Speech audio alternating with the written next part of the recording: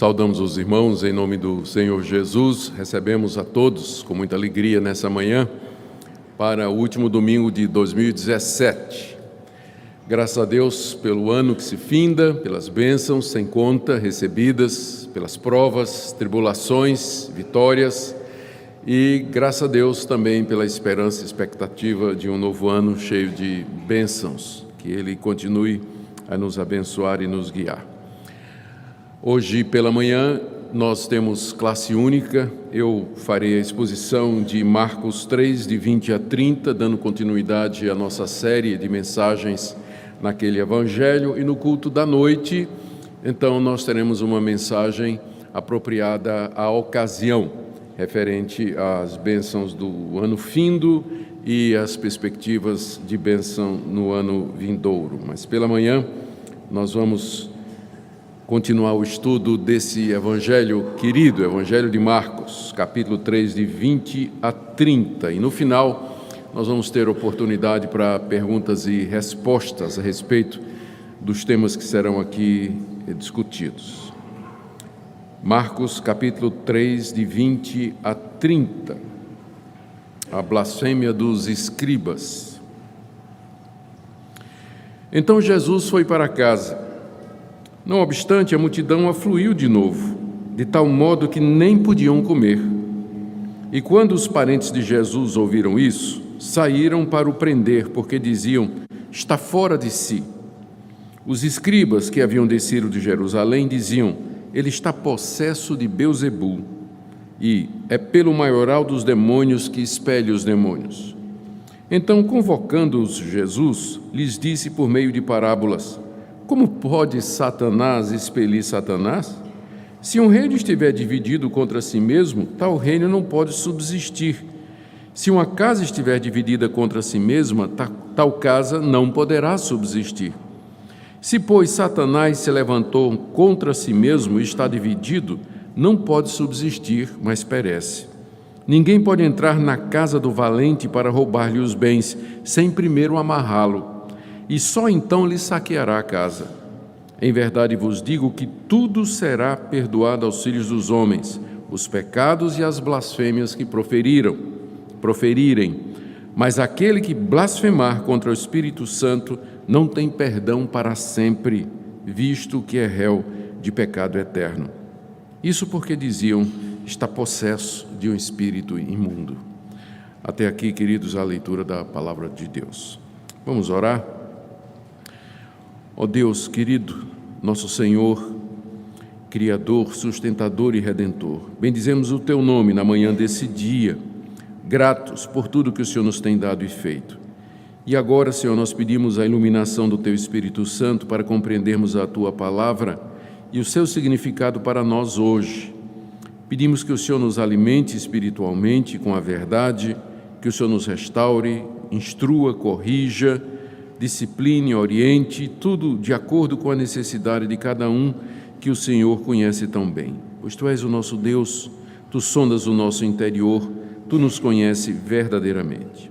Pedimos estas bênçãos em nome de Jesus. Amém. Queridos, aqui nessa passagem, Marcos narra mais um dos conflitos que Jesus teve com os líderes religiosos de sua época. Desde o capítulo 2, ele vem narrando esses encontros e embates de Jesus com os escribas e fariseus em particular, sobre várias questões. Discutiram a respeito da guarda do sábado, discutiram a respeito de Jesus comer com os publicanos e pecadores, discutiram a respeito de Jesus perdoar pecados, discutiram a respeito do jejum. Praticamente Jesus não podia se movimentar para lugar nenhum, dar um passo, sem que os escribas e fariseus fizessem alguma crítica, algum reparo, ou o condenasse por alguma palavra ou atitude dele. Dessa feita, a questão toda gira em cima da origem do poder de Jesus. De onde vinha o poder de Jesus para fazer aqueles sinais e prodígios que ele fazia, especialmente a expulsão de demônios? Os conflitos, eles vão ficando cada vez mais intensos no decorrer do livro de Marcos, até culminar naquela última semana de Jesus em Jerusalém, quando finalmente os escribas e fariseus, junto com os saduceus, herodianos, toda a liderança do povo judaico, resolvem entregar Jesus às autoridades sob a acusação de blasfêmia, é uma acusação religiosa, e de sedição política, de sedição contra o imperador, que era uma acusação política. E então Jesus é julgado, é condenado, crucificado, morto e sepultado. O alvo de Marcos, registrando todos esses conflitos e essa luta de Jesus com a liderança judaica, é mostrar que a morte dele foi injusta do ponto de vista humano, ou seja, que as acusações que foram levadas contra Jesus diante de Pôncio Pilatos, elas não tinham qualquer fundamento. Jesus é mostrado nesses conflitos sempre dando uma resposta bíblica, sempre dando uma resposta embasada no Antigo Testamento, expondo que o que havia na verdade era inveja da parte da liderança e um descontentamento porque Jesus arrebanhava o povo e Jesus ensinava a verdade. Marcos quer mostrar também que aquele que morreu crucificado debaixo do poder de Pôncio Pilatos e rejeitado pelo seu próprio povo era, na verdade, o poderoso Filho de Deus e que tudo aquilo aconteceu porque ele voluntariamente se sujeitou aos sofrimentos da sua paixão para poder redimir o seu povo. O que nós temos então diante de nós é um desses conflitos, que vão escalando, que gira, como eu disse, em torno da autoridade de Jesus, a fonte do seu poder para ele fazer os sinais e prodígios que ele fez. Marcos nos diz que o conflito aconteceu numa casa em Cafarnaum. Está aí no verso 20. Então, ele foi para casa. Esse então aí liga com o que vem antes, dando sequência. O que aconteceu antes? Jesus tinha passado a noite orando no monte. Quando ele desceu, ele chamou os seus discípulos e de entre eles escolheu 12, a quem deu o nome de apóstolos, e lhes deu uma missão. Depois de completar essa fase importante do seu ministério, foi o que vimos na última mensagem, Jesus então volta para Cafarnaum, que era a cidade que margeava o Mar da Galileia e onde Jesus tinha sua base de atividades. É de lá que ele saía para pregar nas diversas aldeias daquela região. Quando ele entra em casa, nós lemos aí que, não obstante ele ter entrado em casa com o objetivo expresso de descansar, não obstante, ou seja, apesar disso, apesar de ser uma casa, apesar de ele estar voltando de mais um daqueles circuitos de pregação, a multidão afluiu de novo porque toda vez que Jesus chegava em Cafarnaum, era assim, o pessoal chegava, vinha, muita gente, e eles traziam os doentes, traziam os endemoniados, e não eram poucos, e eles queriam ouvir a palavra de Deus, de forma que a casa era pequena para caber tanta gente, tinha gente do lado de dentro, gente do lado de fora. Marcos diz aqui, no final do verso 20, que era tanta gente que Jesus não podia nem comer, nem ele, nem os seus discípulos tinham tempo para parar e fazer um lanche, ou dar uma descansada, dar um break, sair para o almoço, não tinha, era muita gente para ser curada, muita gente doente, muita gente endemoniada, muita gente querendo ouvir a palavra de Deus. O trabalho era intenso e Jesus se dedicou e se entregou inteiramente às demandas da multidão. Mateus, inclusive, no texto paralelo, conta um milagre que Jesus realizou e que deixou a todos impressionados. No meio daquele povo doente, trouxeram uma pessoa que era muda e era cega, mas estava possuída por um espírito imundo. Jesus repreendeu o espírito que saiu daquele homem, e aquele homem então voltou a ver e a falar como antes, deixando as multidões espantadas com o poder que Jesus demonstrava diante dos espíritos imundos. E Marcos, então, o relato dos evangelhos registram 3 reações. Houve 3 reações naquele dia. Os estudiosos chamam esse dia que começa aqui, vai continuar, até o final do capítulo 4, o dia ocupado. Foi o dia mais ocupado de Jesus nos evangelhos, foi esse dia que começa com exatamente isso aqui. Três reações diante da atitude de Jesus, ou do poder que ele demonstrava diante dos necessitados. Primeiro, a atitude da multidão.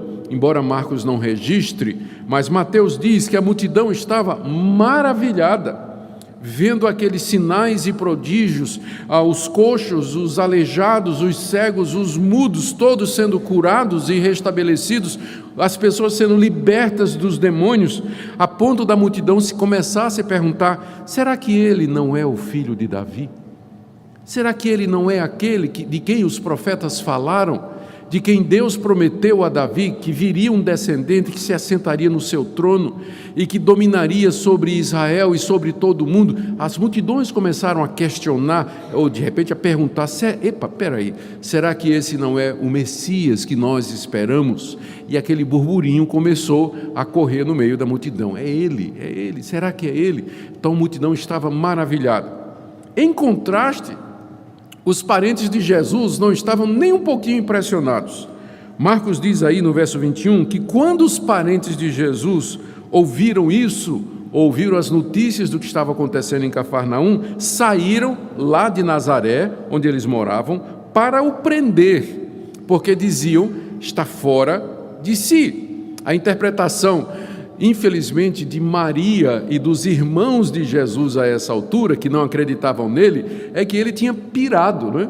Ele tinha enlouquecido, porque como era possível? Ele tinha chegado a um extremo, a um fanatismo de se dedicar àquelas coisas, a fazer aquelas coisas, que não tinha tempo nem para descansar, nem de comer. Que absurdo!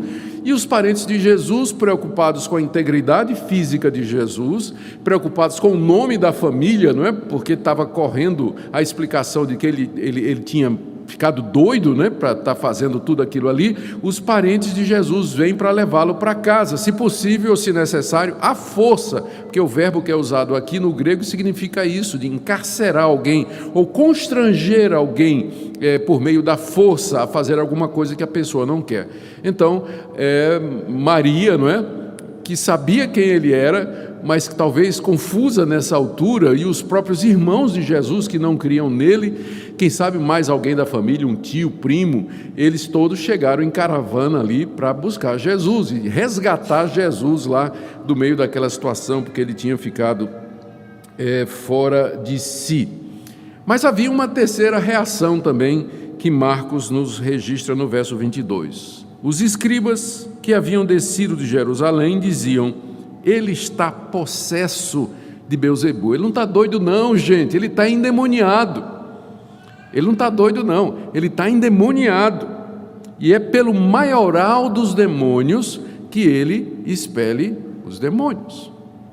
A figura de Jesus, o ministério de Jesus, as obras de Jesus, as palavras de Jesus sempre provocaram diferentes reações e respostas das pessoas.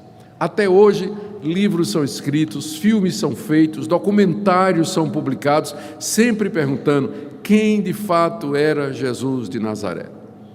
Quem era aquele homem que impressionou as multidões há 2000 anos atrás, que começou um movimento religioso que se tornou a maior religião do mundo, com perto de 3 bilhões de adeptos hoje? Quem era aquela pessoa? De onde veio o seu carisma? Qual a origem da sua autoridade? O que é que havia nele? Então, essa é a pergunta com a qual todo ser humano se defronta. Você tem que ter uma resposta para essa questão: quem era Jesus Cristo? E aqui nós temos 3. A multidão maravilhada, questionando: será que esse é o filho de Davi? Os parentes dizendo: ele pirou, né? Ele está doido. E os adversários dizendo que ele estava endemoniado.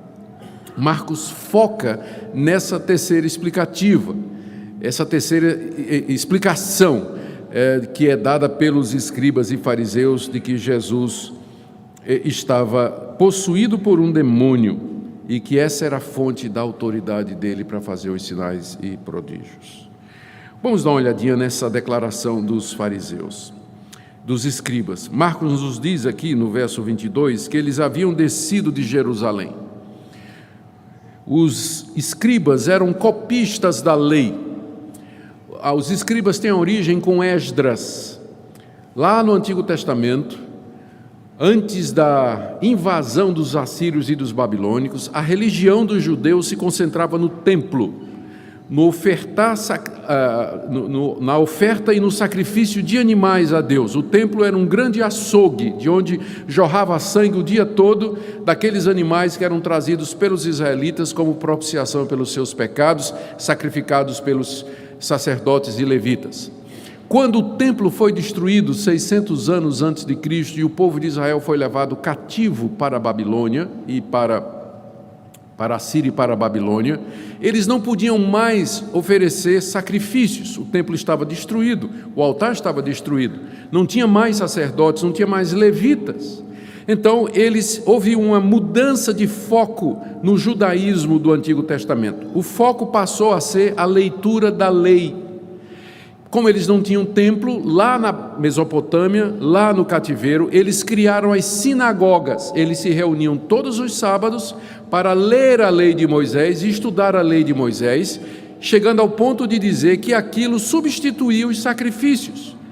Só que então, à medida que as sinagogas eram criadas, precisava de gente para ensinar a lei ao povo, para ler a lei de Moisés e explicar ao povo. Precisava de gente para copiar. Hoje em dia, para nós, a gente não entende a dificuldade daquela época, que livro é a coisa mais fácil do mundo. A gente, inclusive, pode imprimir em casa num computador, fazer um livreto.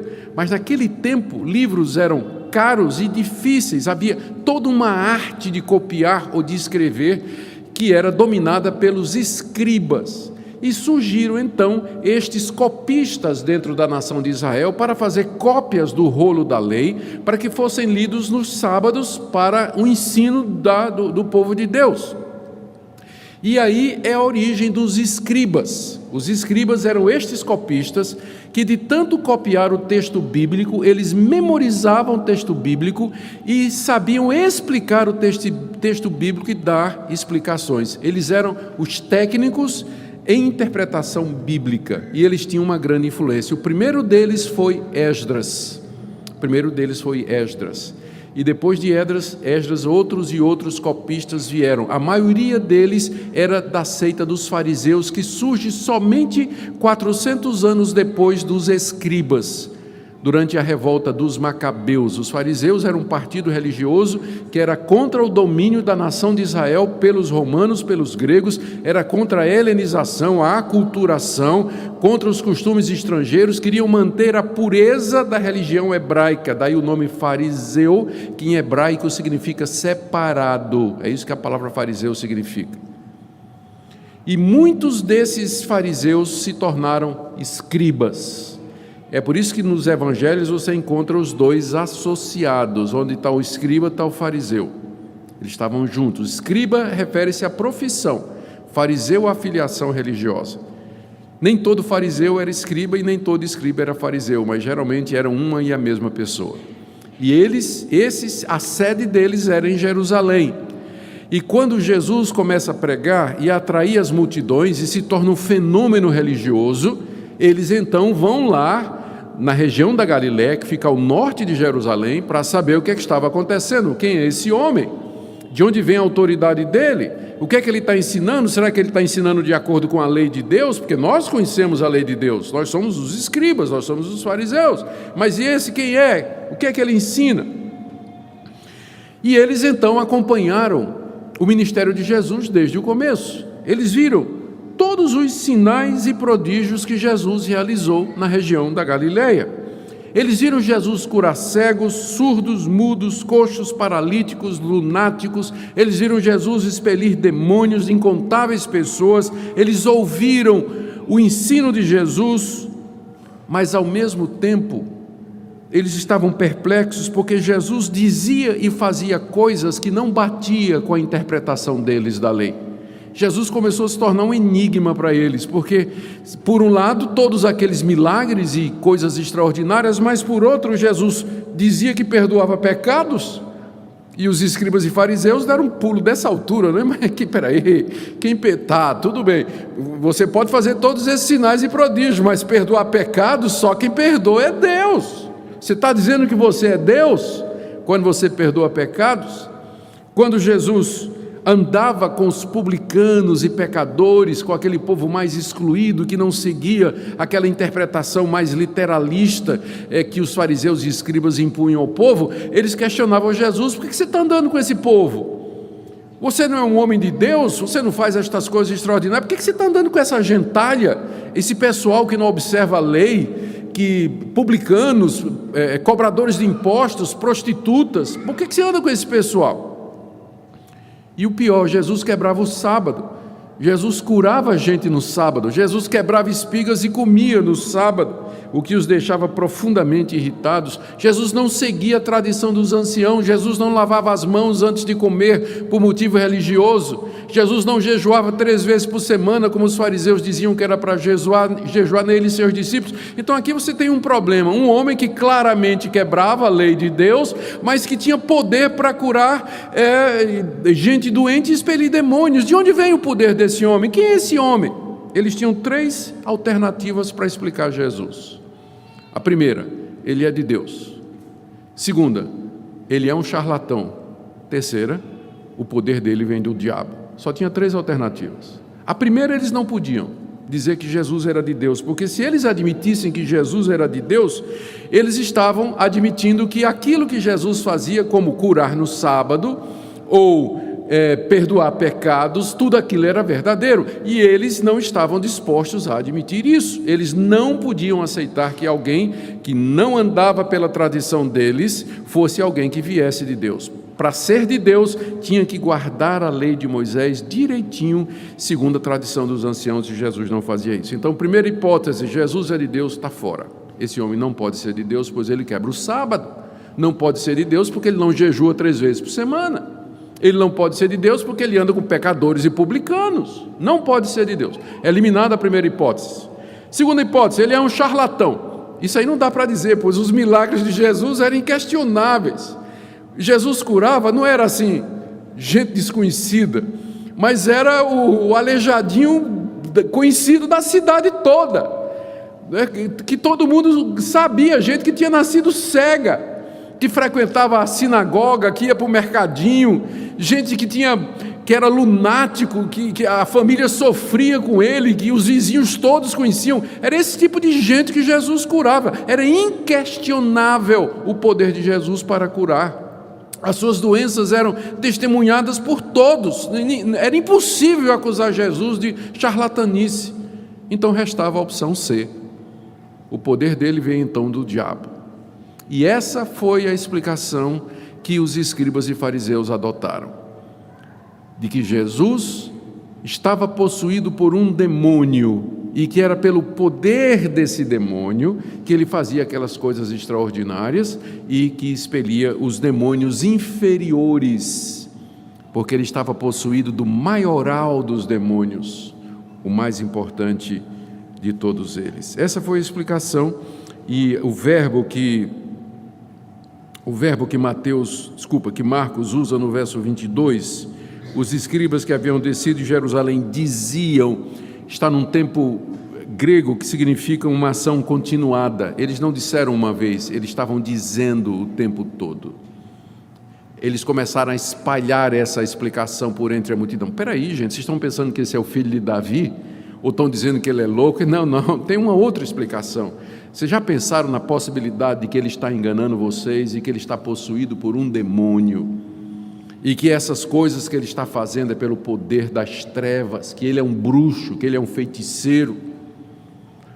Essa foi a versão que os fariseus começaram a dizer. Belzebu era o nome de um deus pagão adorado pelos filisteus e cujo templo estava na cidade de Ecrom.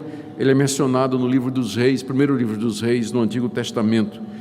O nome Belzebu significa Senhor dos Palácios, era uma das muitas divindades que os pagãos adoravam. E essa divindade em especial, Belzebu, tinha o seu templo na cidade de Ecrom, que era uma das 5 principais cidades dos filisteus. Os israelitas zombavam desse Deus, fazendo uma pequena modificação fonética no nome, de forma que em vez de Belzebu, eles diziam um nome parecido que significava o Deus das moscas.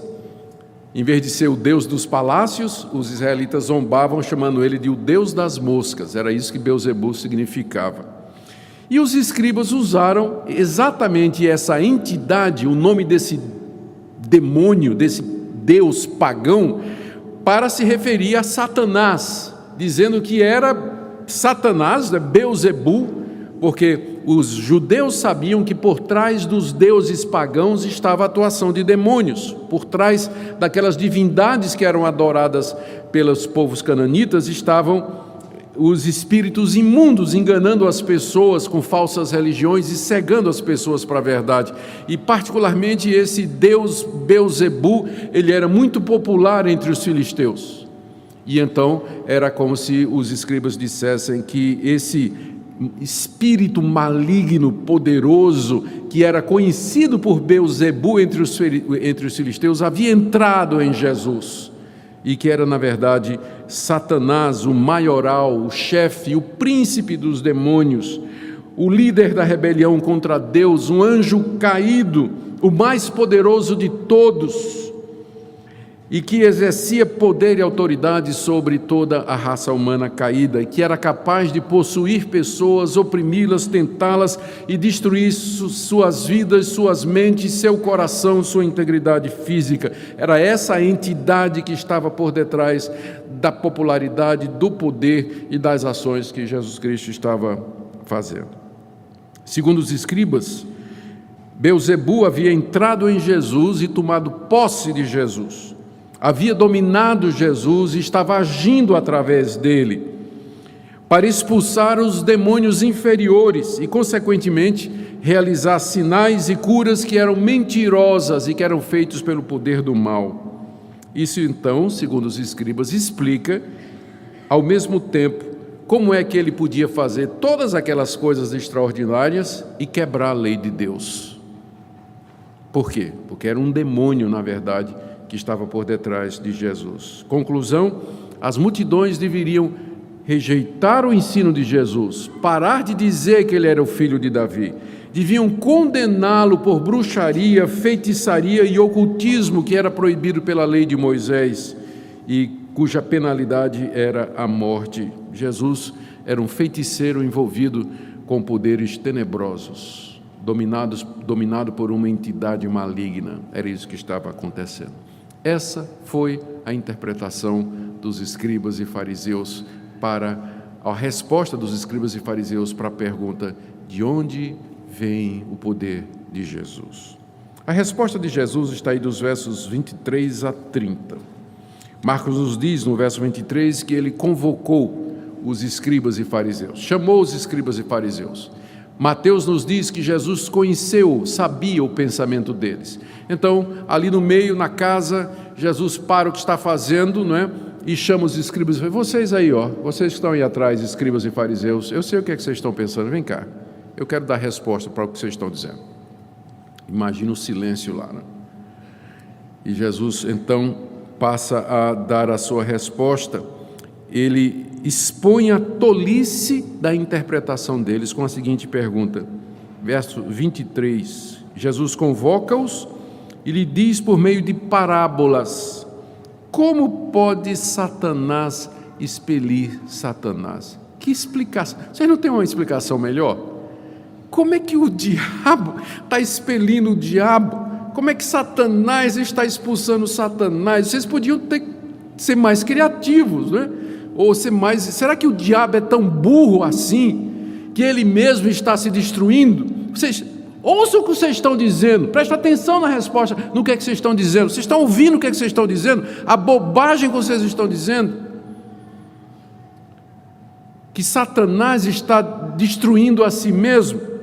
Jesus usa duas parábolas para explicar a tolice daquela interpretação. Parábola é uma história, ou uma narrativa, ou um dito figurado, ou criado, ou mesmo da realidade, que tem como objetivo ilustrar algum ponto. Jesus era mestre no uso de parábolas, ele costumava usar muitas delas, e aqui ele usa duas, para explicar a tolice daquela interpretação. A primeira tem a ver com o reino e uma casa divididos, e a segunda tem a ver com um homem valente que guarda os bens da sua casa. Ele usa essas duas parábolas para mostrar a tolice da interpretação de que o seu poder era de um demônio e que ele estava possuído por esse. Primeira parábola está aí, do verso 24 a 26, e tem a ver com o reino e uma casa divididos. Jesus diz assim, depois de dizer, como pode Satanás expelir Satanás, ele diz, se um reino estiver dividido contra si mesmo, tal reino não pode subsistir. E se uma casa estiver dividida contra si mesma, tal casa não poderá subsistir. Um reino ou um país dividido em grupos que lutam entre si numa guerra civil, ele vai acabar se destruindo. Só quem perde é ele. Quando as facções começam a lutar entre si, o poder é dividido, rachado, perdido e entra o caos e a anarquia. Aquele reino deixa de existir. A mesma coisa uma casa ou uma família. Se os membros de uma família, os membros de uma casa começarem a lutar entre si, aquela família vai se esfacelar. Ela não vai ser mais uma família, ela vai ser destruída. Conclusão de Jesus aí no verso 26. Se, pois, Satanás se levantou contra si mesmo e está dividido, ele não pode subsistir, mas ele perece. Ou seja, se Satanás está em guerra contra si mesmo, se ele está se opondo a si mesmo, se ele está dividido em grupos, se ele usa o seu poder para expulsar outros demônios, o seu reino vai terminar, assim como aquele reino dividido e assim como aquela casa dividida. Que explicação tola essa de vocês? Todo mundo percebe a lógica do argumento de Jesus. O reino dividido será destruído, uma casa dividida, ela não subsiste. Da mesma forma, se eu estou possuído por um demônio, por Beelzebu, e estou expelindo outros demônios de outras pessoas, então eu estou contra mim mesmo, não é? Eu estou aliado ao diabo para uma guerra civil onde ninguém sai ganhando, muito menos o diabo. Ele vai sair perdendo, porque ele está destruindo o seu próprio reino. E Satanás, com certeza, não é tão estúpido assim. A segunda parábola que Jesus conta é de um homem valente amarrado. E essa parábola, ela tem recebido uma atenção e um destaque em nossos dias por conta do movimento de batalha espiritual e daquela famosa frase, está amarrado, né? Então a origem é esse versículo aqui. Mas quando lido no contexto, nós vamos perceber o que é que realmente significa amarrar Satanás. Em vez da gente sair por aí gritando palavra de ordem contra o diabo, né? Está amarrado, vamos entender o que é que a palavra de Deus nos diz. Essa é a segunda parábola que Jesus conta para ilustrar a tolice, ou para expor a tolice dos escribas e fariseus com aquela explicação a respeito da origem do seu poder. Ele diz no verso 27, ninguém pode entrar na casa do valente para roubar-lhe os bens, sem primeiro amarrá-lo, e só então lhe saqueará a casa. O que Jesus está dizendo é que ninguém pode entrar na propriedade de um homem valente, de um homem forte, e roubar as coisas que ele tem, os seus bens, a sua propriedade, os seus víveres, sem primeiro amarrá-lo, porque o homem é valente, o homem é forte. Se você entrar na casa dele e ele pegar você entrando ali, você não dá conta, não é? Ele vai dominar você e vai impedir que você saqueie a casa dele. Ou seja, para você roubar a casa de um valentão, você primeiro tem que amarrar o valentão. Se você não amarrá-lo primeiro, imobilizá-lo, restringi-lo, não tem como você roubá-lo, porque ele não vai deixar. Isso é óbvio, isso aí é uma parábola baseada num conhecimento geral, todo mundo sabia disso, ninguém ia se meter para roubar a casa de Mike Tyson, né, sem primeiro, de alguma forma... Mike Tyson é da minha época, não era de vocês, por isso ninguém riu, tudo bem. Somente depois de você amarrar o valentão é que você pode, então, roubar a casa dele. O significado da parábola é claro, não é? É muito claro. Quem é o homem forte, o valentão? Satanás. Quem são os bens da casa dele? São as pessoas que estão debaixo do seu poder. Quem é aquele mais forte do que ele, que o amarra para poder saqueá-lo? É Jesus Cristo. E o que é que significa saquear a casa de Satanás? Significa exatamente libertar as pessoas do poder e do domínio de Satanás, como Jesus está fazendo. O que ele está dizendo é o seguinte: eu não estou aliado a Satanás, ao contrário, eu sou contra ele e, na verdade, eu já o amarrei. A prova disso é que eu estou libertando pessoas dos demônios, estou expelindo os demônios. Eu só posso expelir os demônios das pessoas porque eu já amarrei o chefe deles, eu já venci o chefe deles. Por isso que ele não pode impedir que eu cure doentes, que eu expile os demônios, que eu liberte os cativos e salve os oprimidos. Por quê? Porque eu já amarrei o homem valente. Por isso, quando você lê aquele adesivo que o pessoal gosta de botar atrás dos carros, né? Está amarrado. Então sabe que aquilo é verdade. Boa teologia. Está amarrado há 2000 anos atrás. E não foi você que amarrou. Não foi você que amarrou. Mas o Senhor Jesus Cristo, e a prova de que ele amarrou o homem valente, era exatamente o fato de que ele estava saqueando a casa dele, libertando as pessoas que estavam possessas, dominadas por um espírito imundo. Para fazer isso, Jesus teve que restringi-lo, só assim ele podia libertar os oprimidos. Em outras palavras, longe de estar possuído por Beelzebu e cooperando com o Deus das moscas, Jesus o havia amarrado, limitado, restringido e estava saqueando o seu reino. Essa que era a verdade. Jesus não estava fazendo isso pelo poder de um espírito imundo, mas ele estava fazendo isso pelo Espírito de Deus. Esse ponto é destacado no relato de Mateus.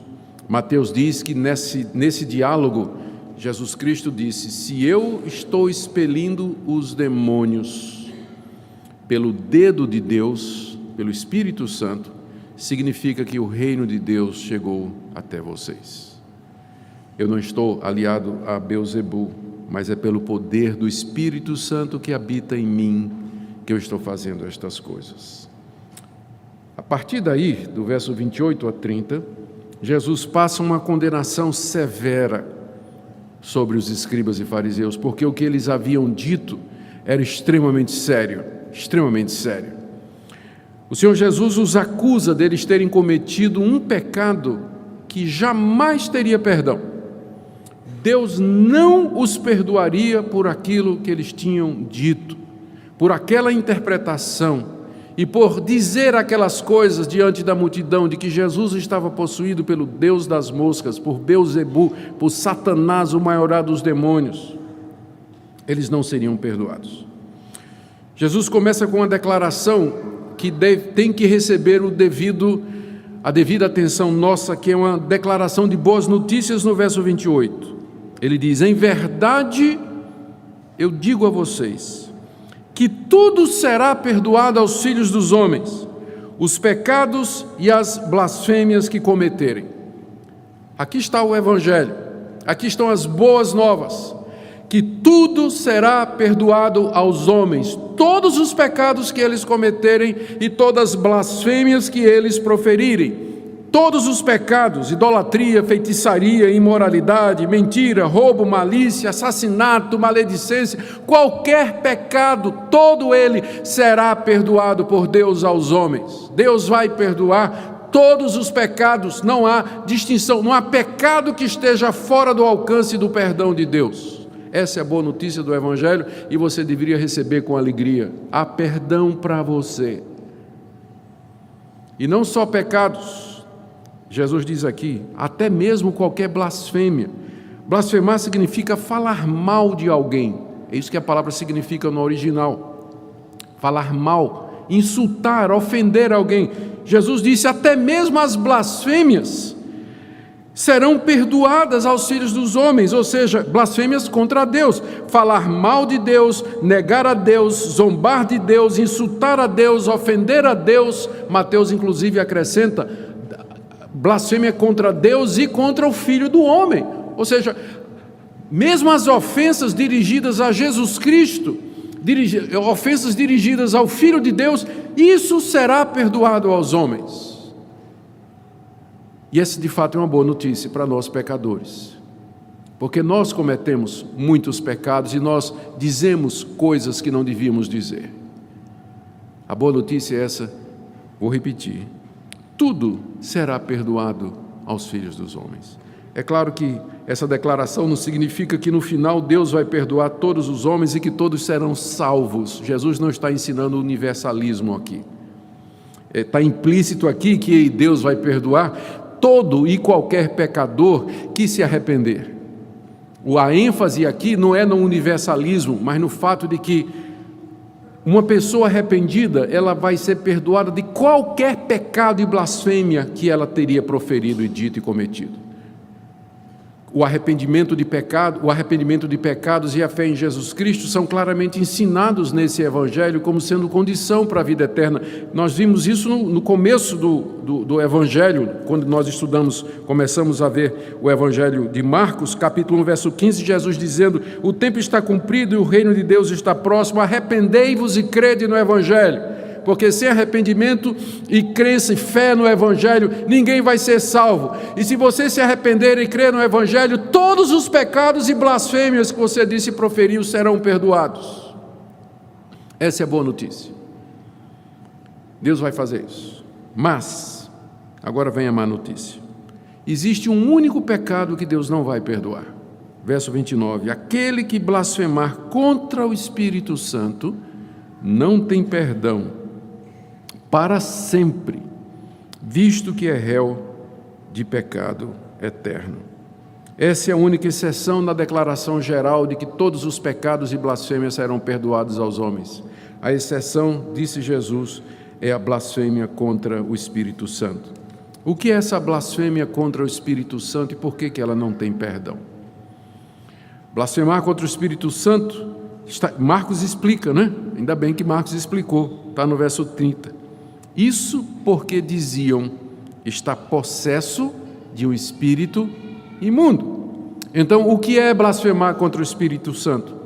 Significa declarar conscientemente que Jesus fez o que fez e que ele era o que era, porque estava possuído por um espírito imundo, que Jesus era um endemoniado, que ele fez aquelas coisas que ele fez pelo poder do diabo, que seus sinais e prodígios eram uma demonstração do poder maligno das trevas. Como Jesus estava cheio do Espírito Santo e fazia os seus sinais e prodígios pelo poder do Espírito Santo e ensinava pelo Espírito Santo, então essa declaração de que ele estava possuído de Beelzebu era uma blasfêmia direta contra o Espírito Santo. Era como se chamasse o Espírito Santo de diabo. Era como se insultasse o Espírito Santo de ser o Deus das moscas, Beelzebu, aquela entidade pagã.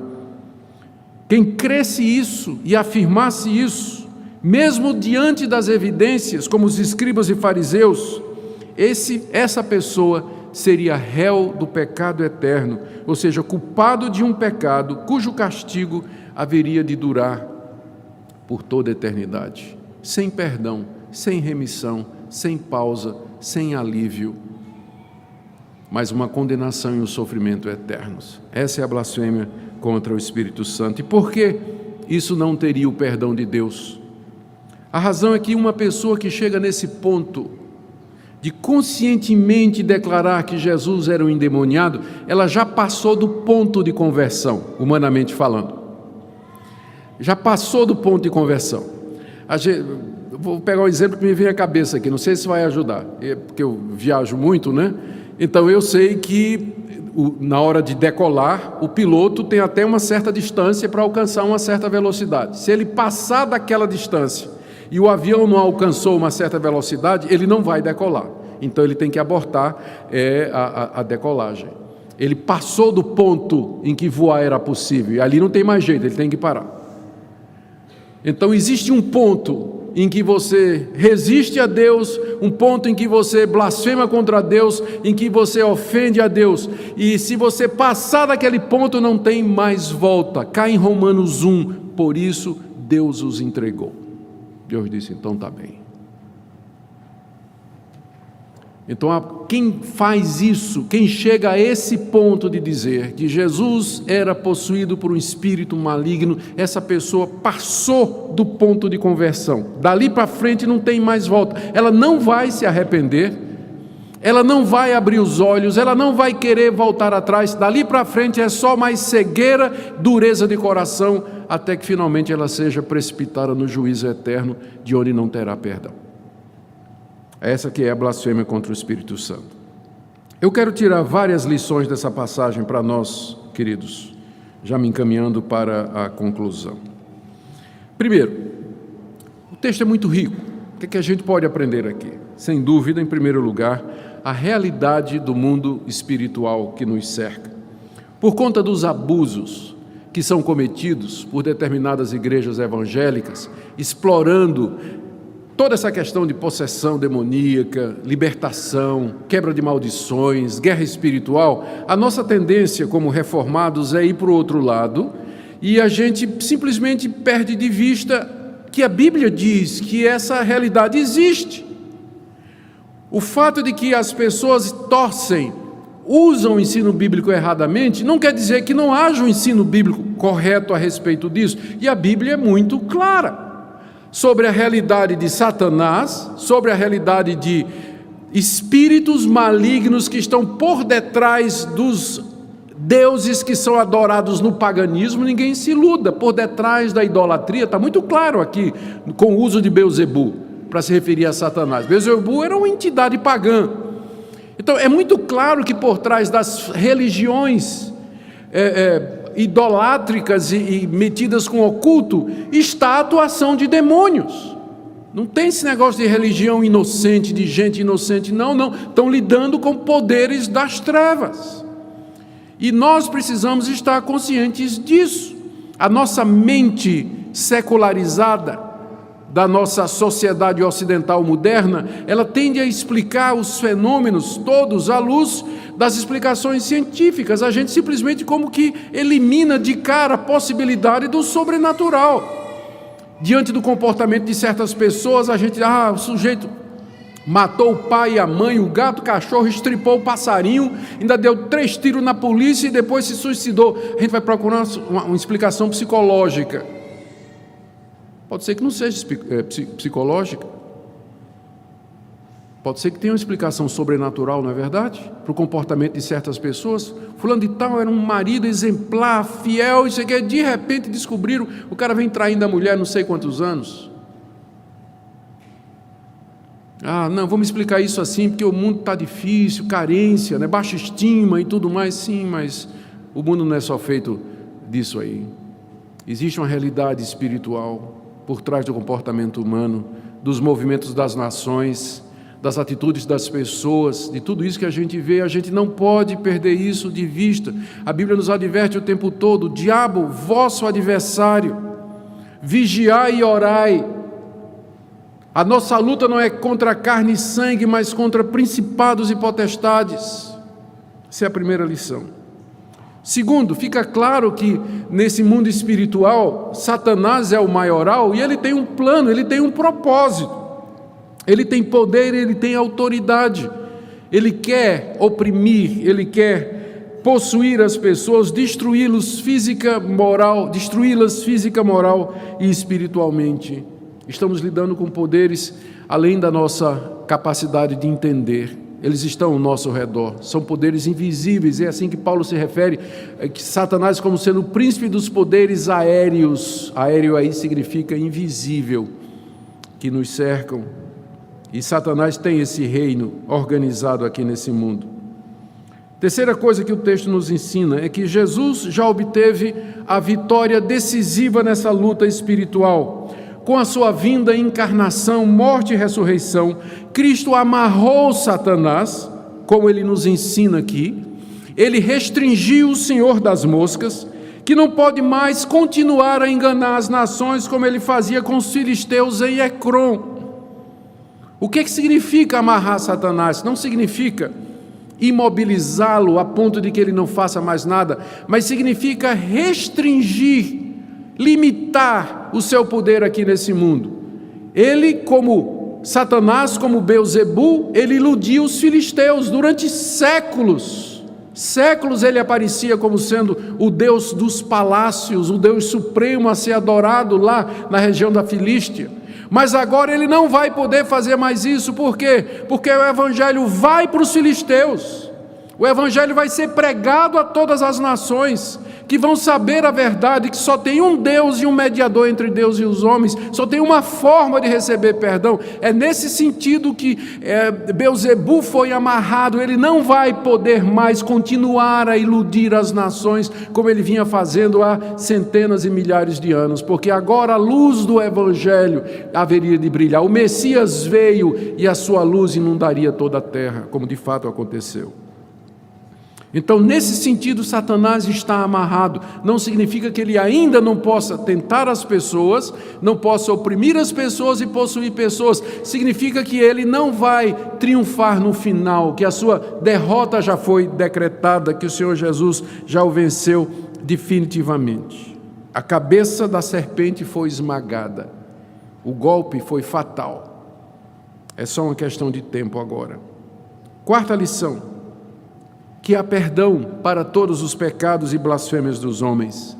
Deus haverá de perdoar todos os verdadeiramente arrependidos. Eu não sei que tipo de pecado você cometeu, que tipo de bobagem você andou pensando, que tolice você disse, mas se você se arrepende verdadeiramente dos seus pecados e crê no Evangelho, que Jesus estava cheio, era do Espírito Santo e que Ele era o Filho de Deus, o Filho de Davi, o Redentor do mundo, há perdão para você. Quinta lição que nós aprendemos aqui é sobre a natureza da blasfêmia contra o Espírito Santo. O que eu tenho encontrado de pessoas angustiadas, que mandam mensagem, perguntam, conversam, dizendo: pastor, estou com medo que eu cometi a blasfêmia contra o Espírito Santo. Por que você cometeu a blasfêmia contra o Espírito Santo? Pastor, porque apareceu um profeta lá na minha igreja, ele começou a dizer que tinha tido umas revelações, umas visões, e eu comecei a questionar se aquilo era verdade. Ele me disse assim: cuidado para não blasfemar contra o Espírito Santo. Pastor, eu estou com medo de ter blasfemado contra o Espírito Santo. Não, meu irmão, uma pessoa que tem medo de blasfemar contra o Espírito Santo, ela nunca blasfemou contra o Espírito Santo, porque um dos sinais de que uma pessoa blasfemou contra o Espírito Santo é que ela não está nem aí. Ela está tão endurecida que ela não está nem mais preocupada com essas coisas. Ela está tão cega que ela não percebe o perigo e o risco que ela está correndo. Então a boa notícia é: se você acha que você blasfemou contra o Espírito Santo, a boa notícia é que você não blasfemou, porque se tivesse blasfemado, você não estava nem preocupado com isso. Você já tinha passado daquele ponto em que a sua consciência ainda é sensível às coisas de Deus.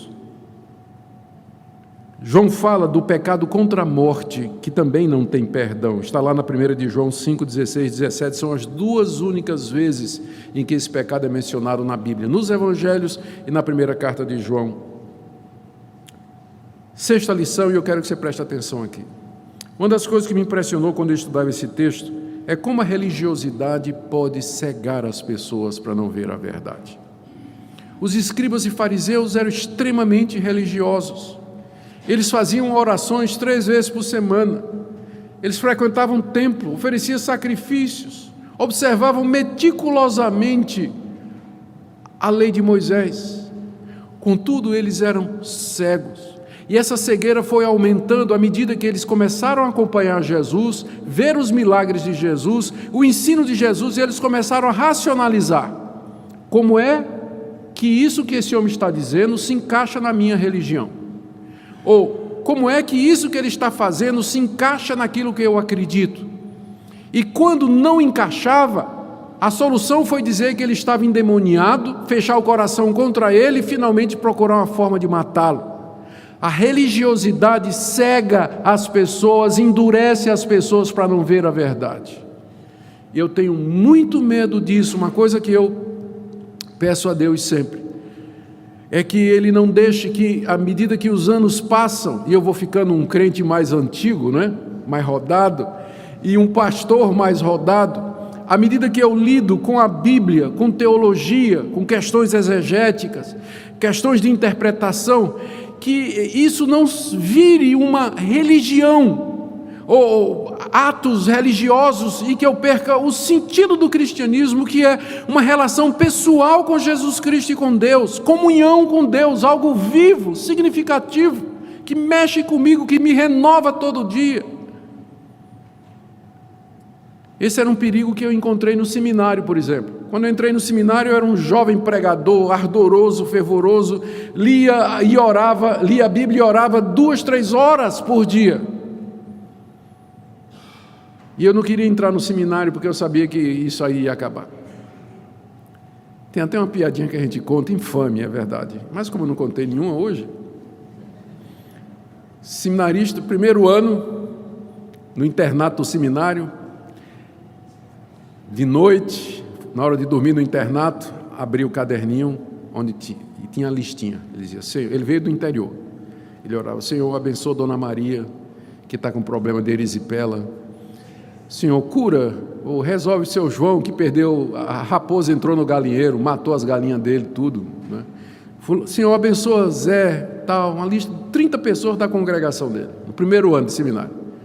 No segundo ano, de noite, antes de dormir, ele abre o caderninho e diz, Senhor, eu vou ler aqui o nome das pessoas, o Senhor conhece todo mundo, né? Então, João, Maria, né, Zefa, o Senhor sabe. No terceiro ano, simplesmente, ele já tinha pregado a lista na parede, se deita e diz, Senhor, ó, e vai dormir. Não existe um lugar onde mais perigoso para você perder o calor e a sensibilidade da sua relação com Deus do que no seminário. E depois disso, na sua própria igreja, quando você faz esse relacionamento com Deus uma religião. A verdade está na sua cara, diante de você, e você não percebe. Pessoas que resistem e que racionalizam. Era o que aconteceu com os escribas e fariseus. E o meu receio é exatamente esse. Os escribas acompanharam Jesus desde o início, viram sinais e prodígios, ouviram seus ensinos, viram seu caráter santo e puro, mas Jesus não encaixava na sua tradição. Jesus não se encaixava na maneira como eles sempre fizeram as coisas. Nós sempre fizemos desse jeito, e esse homem está trazendo coisa nova. Nós não queremos isso. Aos poucos foram se fechando para Jesus, até que finalmente chegaram ao ponto de o considerarem um endemoniado. Religiosidade faz isso. O endurecimento e a cegueira são graduais. Por isso que há tantas advertências na Bíblia. Querido, abra os olhos para ver a realidade espiritual do conflito ao seu redor. Não permita que a realidade materialista, secularizada da nossa sociedade, cegue você para ver, por um lado, sem dúvida, a ação maligna, mas por outro, a ação sobrenatural de Deus na nossa história, interferindo nos acontecimentos, guiando as circunstâncias. Não dê lugar ao diabo pela falta de vigilância. Não tome por certo de que o fato de que você está na igreja, sua família sempre foi daqui, que seus avós foram daqui, que essa igreja foi fundada por um ancestral seu, ou que todo mundo aqui lhe ama e lhe conhece. Não tome por certo que o seu relacionamento com Deus está resolvido, porque estas coisas, elas não são segurança de nada, absolutamente. Também, querido, não receie examinar e julgar as manifestações espirituais com medo de blasfemar contra o Espírito Santo. Você não está blasfemando contra o Espírito Santo se você questiona a genuinidade de determinadas línguas, profecias, visões e revelações. Só tem uma coisa que você não pode, só tem os únicos milagres, profecias e revelações que você não pode questionar são esses que estão escritos. O que está escrito aqui você não pode questionar. Mas se alguém chegar para você e disser de uma manifestação espiritual, você não somente tem o direito, você tem o dever de testar os espíritos se procedem de Deus. Examinai todas as coisas e retende o que é bom. Não é pecado você querer saber, você examinar, porque há muitos enganadores no mundo e nós acabamos de ver a realidade de Beelzebu, o deus das moscas, enganando os filisteus se passando por Deus. Confie na vitória de Cristo e no triunfo final do Messias. Ele já amarrou o diabo. Você não precisa mais amarrar o diabo. Pare com isso. Você não precisa amarrar o diabo. Ele já está. Viva essa realidade da vitória de Cristo. E confiado nele, enfrente Satanás, enfrente a tentação e diga não, não. E fique firme na vitória do Senhor. E por fim, há perdão para os seus pecados e blasfêmias. Boa notícia. Esse é o Evangelho da Graça. Amém? Oremos. Ó Senhor, te damos graças por tua palavra tão rica. Te damos graças pela obra completa do teu Filho Jesus, porque ele amarrou o Deus das moscas, porque ele não é nada mais do que isso, Deus das moscas. Damos graças pela vitória final do nosso Mestre sobre Satanás e os seus anjos caídos. Te damos graças porque o Senhor haverá de nos levar em triunfo no dia final. Te damos graças porque em breve Cristo esmagará Satanás debaixo dos nossos pés. Te damos graças porque ele será lançado para sempre no lago de fogo e enxofre juntamente com os anjos caídos. Senhor, dá-nos discernimento, sabedoria, humildade. Livra-nos do endurecimento, da religiosidade, da cegueira espiritual. Dá-nos quebrantamento, humildade, para nos curvar diante de Ti. Ouve a nossa oração em nome de Jesus. Amém.